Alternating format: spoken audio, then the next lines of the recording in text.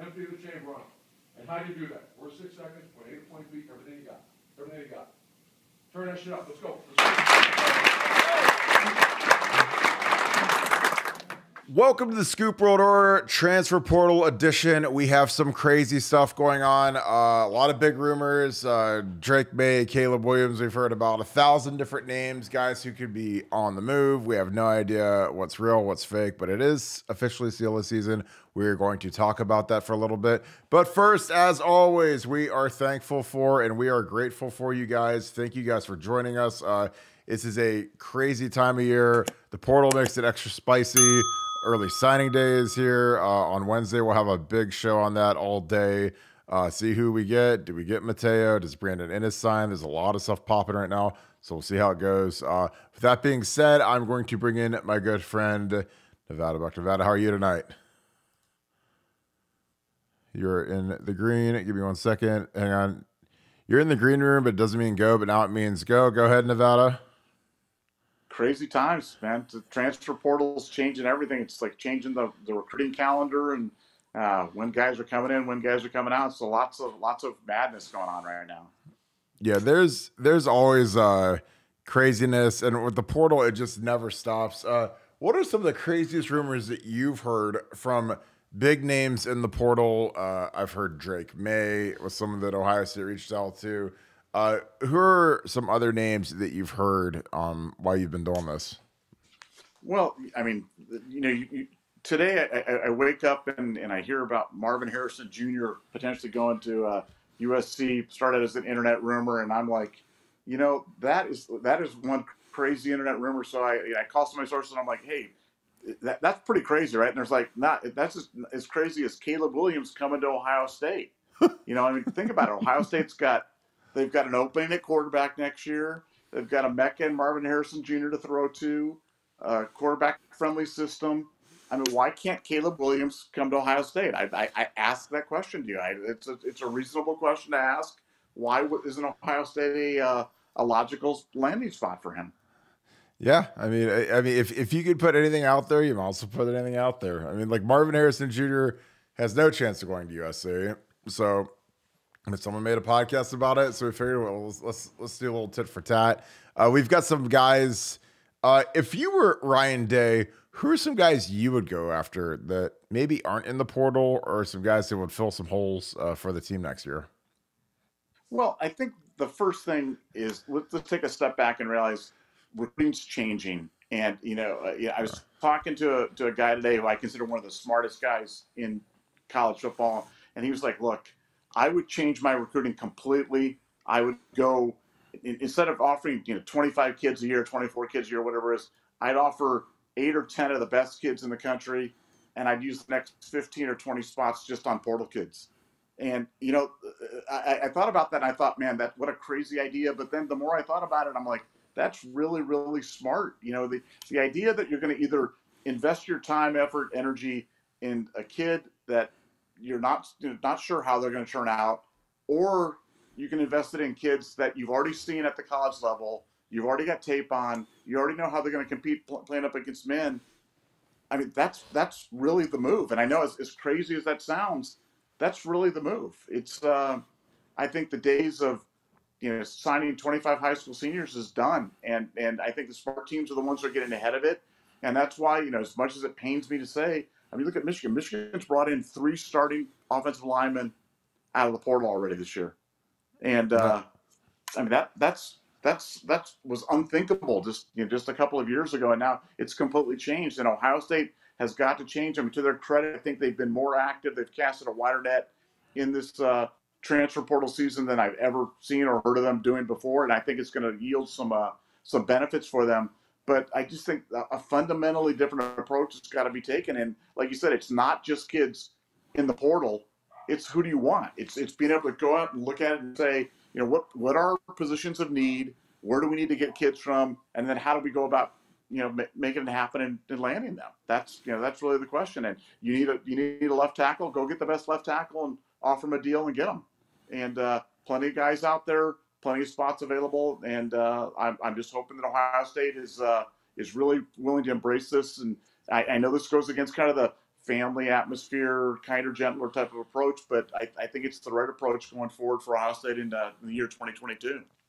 I think it's like the NFL now. I mean, honestly, you got to figure out, do you build from within and go slow and hope that guys that aren't maybe college material or guys that might not have proven that they can play at the college level, or do you go like the LA Rams and sell your draft picks and go get proven stars and not really care about the locker room, not really care about developing from them? Because, Les Snead, a guy, who is an LA guy, is a guy that, he doesn't have a draft pick for a long time because he traded for Matt Stafford, Jalen Ramsey, Von Miller. I mean, he loaded that team up and they won the ultimate prize. They won the Super Bowl. That's kind of how I envision teams figuring out what to do in the portal, because, if you can go get proven guys, and it doesn't mean you're poaching guys directly from Alabama or somewhere, but you go get a really good player from the MAC, like a Khalil Mack.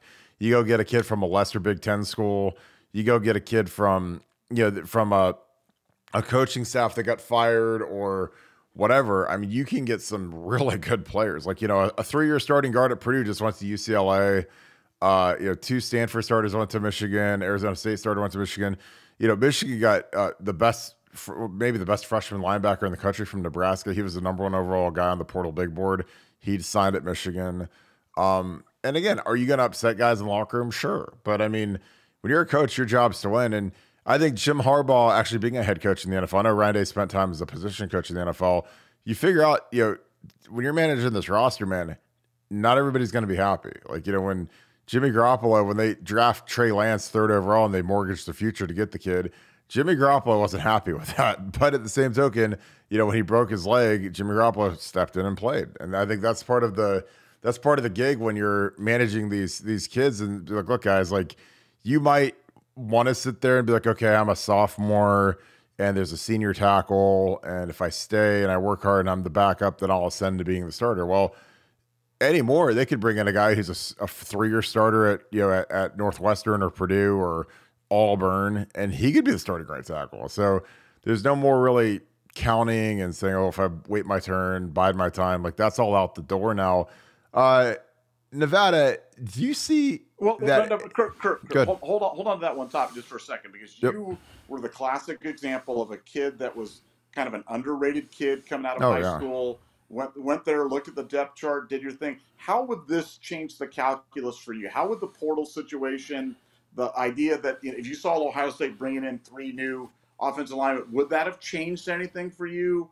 Or, I mean, you've coached there, you played there, you're the right person. How would that change the calculus for you, if at all? Or would that change nothing? You mean if I was a freshman who was trying to get a scholarship, or I was a guy that was already on campus? Freshmen waiting to get a scholarship. I won't have gotten one. Period. I mean, if they could have got out and got 3 college level guys, and and that's what these kids are running into now, like that are hoping to get Division I offers, is that they're hoping to get Ohio State, but now that Ohio State's trying to take 5 to 7 guys in the portal, then that soaks up 5 to 7 scholarships that they would have had open. So but again, like there's also guys that are leaving Ohio State. So the roster churn is real. I think that teams like Ohio State they're going to be slower than ever to go on like the 3-star special guys from Ohio, like me. Like they waited on me till December of my senior year. Like there's kids that are bent and sad and emotional and emo because they have to wait till like their junior year. And I was like, I waited till December of my senior year to take the offer.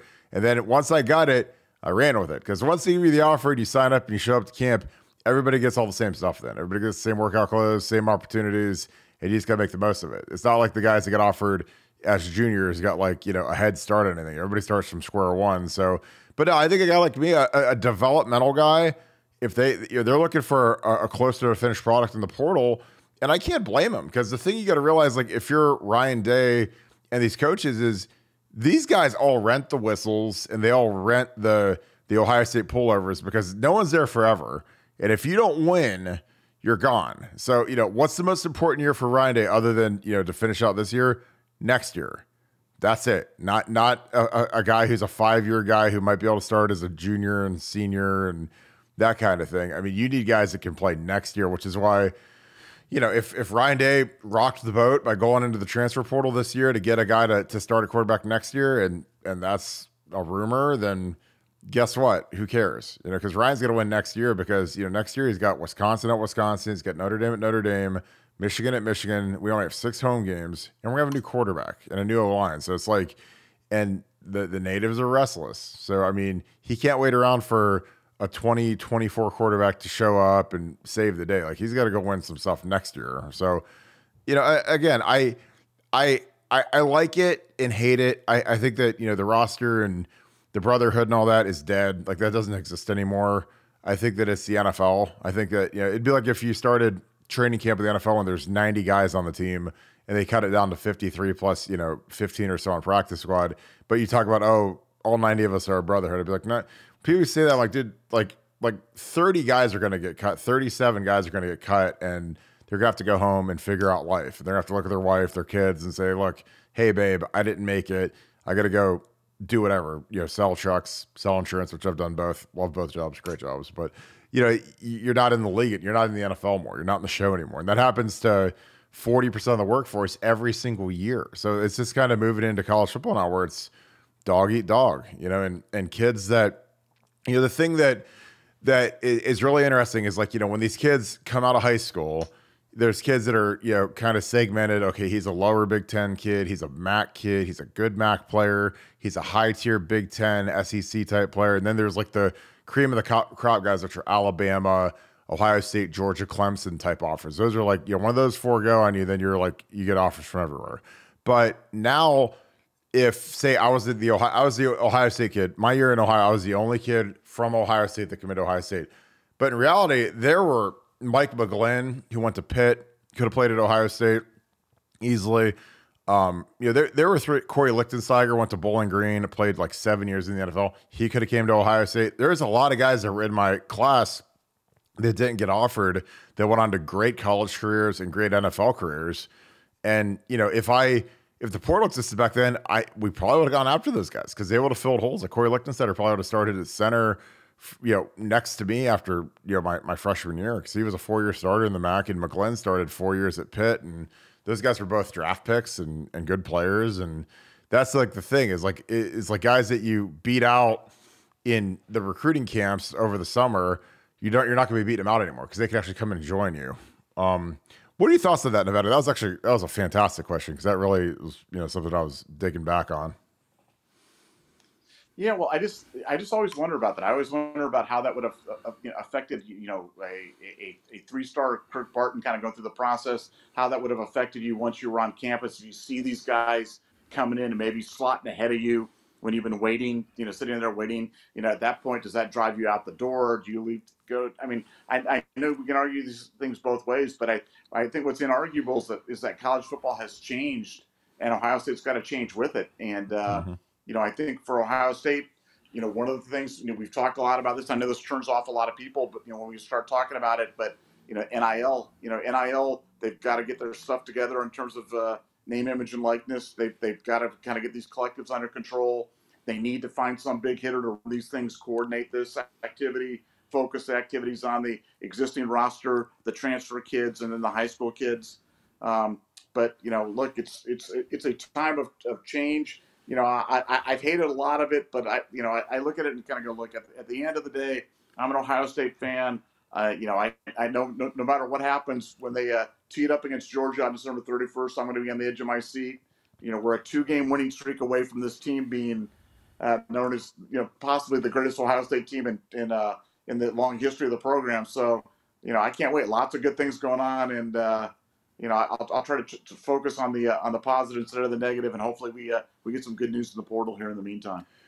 Yeah, and for me, I think it's if you're good and aggressive and you get after it, I think the portal can ensure your viability forever, basically. Because when you're losing Paris Johnson, you gotta remember where Ohio's situated. We're situated like dead smack in the middle of the MAC conference. We've got like 5 MAC schools. We have Akron, Toledo, Kent, Bowling Green, and again, people like Buffalo. They're all kind of right around. So it's like and people laugh, but I'm like, dude, there are first-round offensive linemen that come out of the MAC. There are impact defensive players that come out of the MAC. And I mean, the thing that's going to be interesting now is I don't think any of those guys are going to make it 3 years at the MAC because they'll be going to Bama, Georgia, Clemson, Ohio State. Like the Khalil Macks of the world are not going to see a 3-year career at Buffalo ever again. Like they're going to be off to greener pastures. But I think that, you got to farm those schools, man. Like you got to find some of these good linemen, and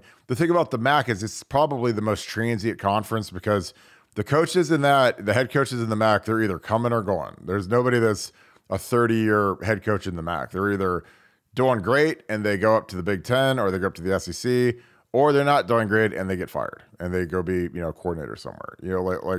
I think it's Sean Fisher or the head coach at Kent State, who was really good, and they were 24th in the nation in offense last year, literally left to go with Dion to Colorado to be the offensive coordinator. So, I mean, when that coach leaves, there's a lot of guys that are disgruntled. If there's good players and they want to explore their options, they're going in the portal and they're going to go shopping and see, what kind of offers they can get. And I just know that, with a lot of these kids, the smart kids are tampering like crazy through the back doors, through the agents to figure out who will offer me, who will have me. It's like Jansen Dunn, he's in the portal, goes and visits Kentucky, and then he declares to Kentucky like after 3 days, whatever it was. So it's an interesting deal. Nevada, if you were again Ryan Day or Mark Pantoni, which positions would you be shopping for right now in the portal? Well, I mean, clearly we've talked about the offensive line ad nauseum. I mean, you've got to be looking there. I mean, frankly, at quarterback next year, we've got we've got Devin Brown and we've got Kyle McCord, which, I'm optimistic on both of them, but they're unknown quantities. So do you go out and try to snag an established quarterback? We've seen some quarterbacks play against Ohio State this year that I would take. And, I think for Ohio State, it's really, it's the most important position on the field. And I think it's, what do you do if somebody, presented himself or somebody's at a smaller school that you could make an offer to? But I mean, quarterback is definitely something that I would look at, defensively. We need some impact defensive linemen, especially some interior defensive linemen. So can you go out and find a big war daddy out there in terms of, turning that loose? And then you've got defensive backs. We've had the defensive back story kind of going on. So look, we've got positions up and down the line where we need to upgrade. And, I just don't think we're going to do it with this rifle shot approach of a guy here, a long snapper here, a backup USC linebacker or something like that. I mean, like we need to go out and get the big dogs. And that's going to require a concerted, concentrated, focused approach on that and a real commitment to doing it. And I'm seeing Ohio State starting to nudge in that area, and that gives me hope that they're figuring it out. But I mean, if you're not bringing in, I know people have said, oh, it'll normalize. You won't be bringing in 8, 10. You won't be churning that much of your roster. But I think the good teams will. I think the good teams will be churning that much of their roster because it's an opportunity to get better. And it's like we've used the example of playing cards. If we're playing cards against each other, and I get to keep throwing my cards in and drawing cards until I get the hand that I like, and you got to play with a pad hand, I'm going to beat you.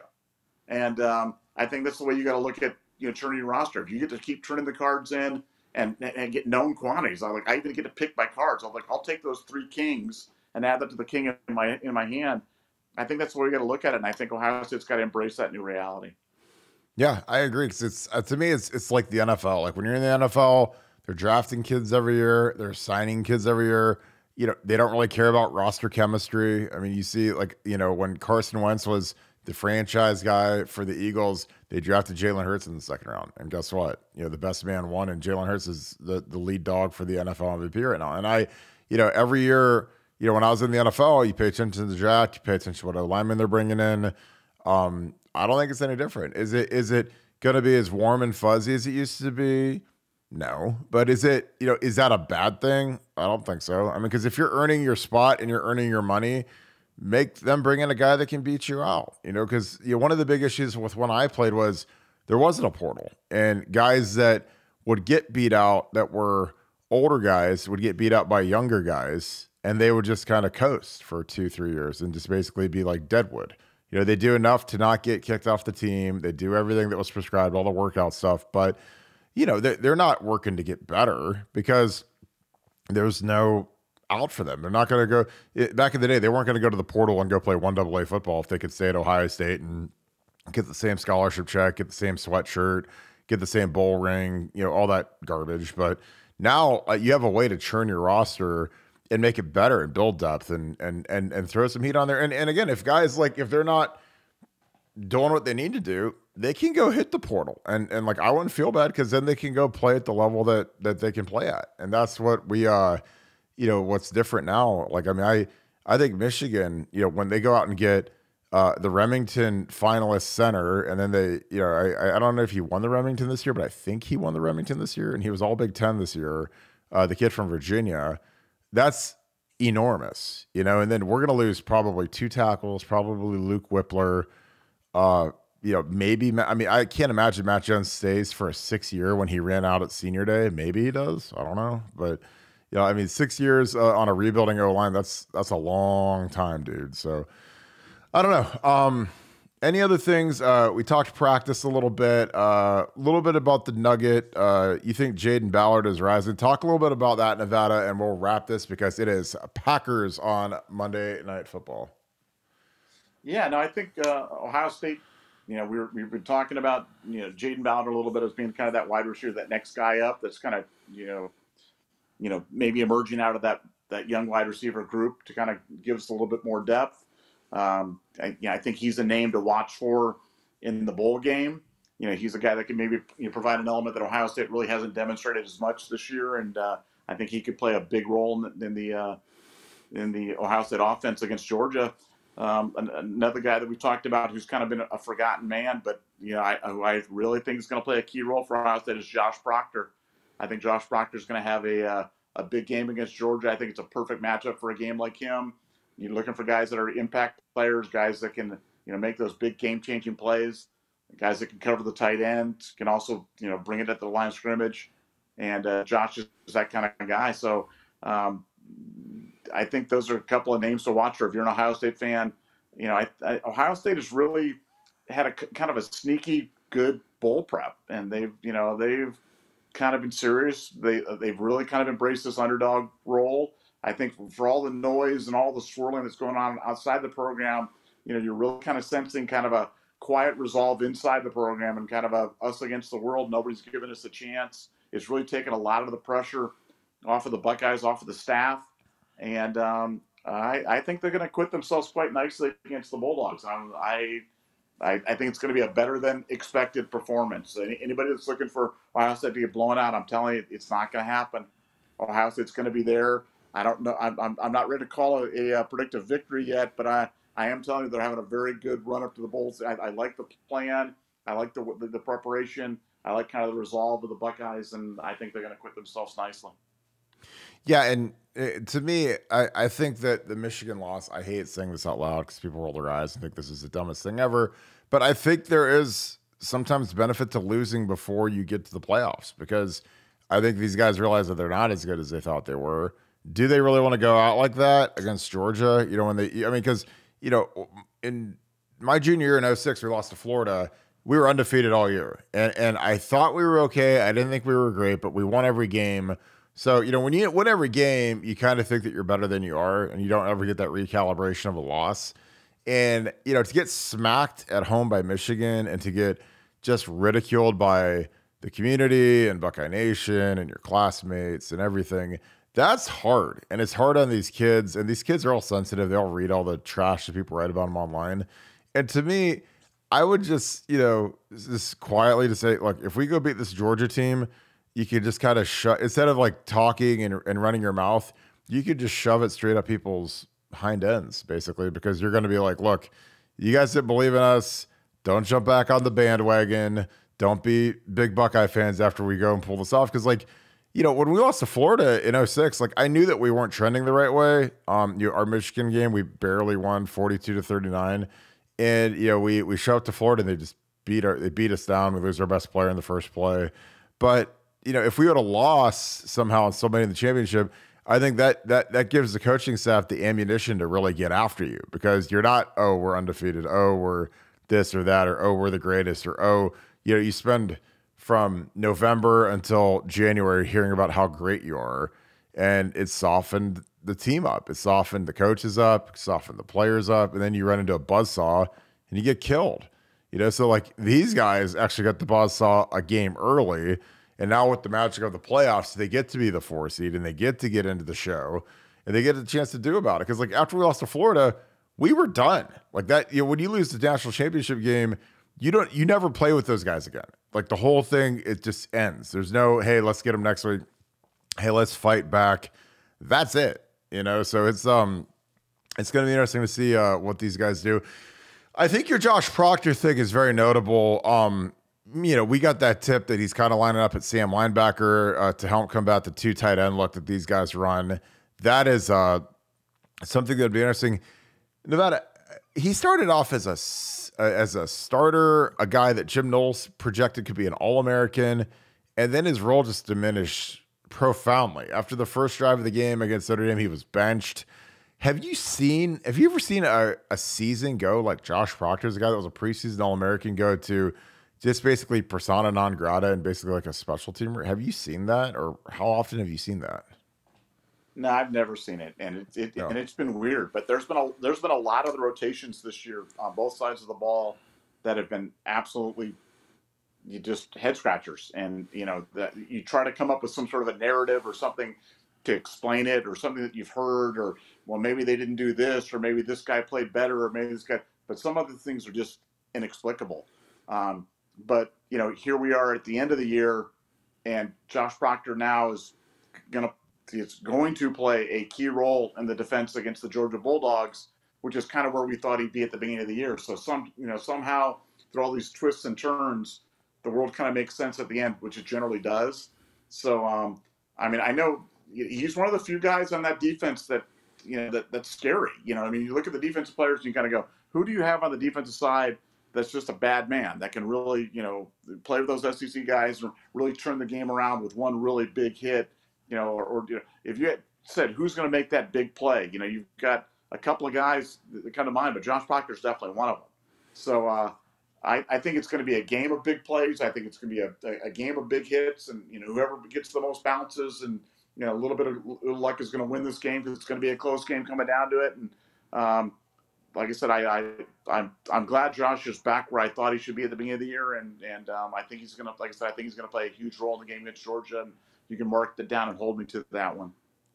Yeah, I think like what we need him to do is go forward, attack, be physical. When you're playing Sam, you're not asked to cover like you are a deep safety or a strong safety, where they're moving him back and forth between. So I think that makes total sense. I think that they've got to come up with a solution for the 2 tight end stuff, because this is, 2 tight ends is not a very common thing anymore. And when you have 2 guys that are first, second round tight ends, Bauer's probably a top 10 pick after next year when he can go out, and the other kid's, 6'7", 290 or whatever he is. He's huge. And you got to have someone that can lay the wood to those guys and isn't scared of those guys, because there's some big dudes.